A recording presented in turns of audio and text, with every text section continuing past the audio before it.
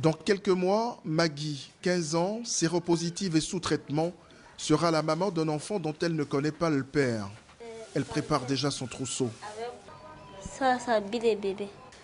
Rejetée par sa famille, livrée au proxénète, Maggie raconte sa première nuit dans la rue. Elle fut droguée avant d'être violée par plusieurs hommes. Je dormais, je ne savais rien. C'est le matin en me réveillant qu'il y avait du sang sur mon pagne. Et j'ai demandé à mes amis, les filles avec qui je dormais, qui m'ont répondu qu'on m'a violée ici. J'ai demandé combien de personnes et elles m'ont répondu une dizaine. C'est sur cet étal au marché d'Adjamé que Maggie passe les nuits aux côtés de sa meilleure amie, enceinte elle aussi. Une solidarité dans le malheur qui entretient leur espoir de s'en sortir un jour. La prostitution des mineurs en Côte d'Ivoire a pris de l'ampleur avec l'aggravation de la pauvreté et la crise sociopolitique qu'a connue le pays. Ces filles portefaient le jour et qui se prostituent la nuit sont les oubliés de la lutte contre le sida.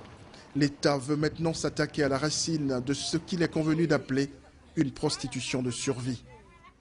Il faut surtout qu'elles puissent avoir d'autres activités génératrices de revenus pour qu'elles ne puissent pas tout simplement accepter, par exemple, qu'un client qui leur propose une passe très élevée mais sans préservatif, qu'elles puissent l'accepter. Si elles ont une autre activité génératrice de revenus, tout de suite, elles ont des moyens qui viennent d'un autre métier, donc elles peuvent se prendre en charge. Clément Hirier est un ancien enfant de la rue. Avec le soutien de la Fondation de France, son ONG implantée au cœur de la commune d'Adjamé sensibilise et prend en charge ces laissés-pour-compte qui n'acceptent souvent pas leur état sérologique. C'est ce qui complique l'action sur le terrain. Souvent, elles ne sont pas prêtes à accepter le résultat, surtout du VIH-Sida. Quand on les fait après le dépistage, surtout quand on leur dit ah, vous êtes atteint de la maladie, vous avez le VIH, surtout tout, elles ne sont pas prêtes à accepter. D'autres, il y en a qui n'acceptent pas. Une tâche complexe et ardue, mais oser agir contre l'inaction qui tue, c'est déjà le début de l'espoir.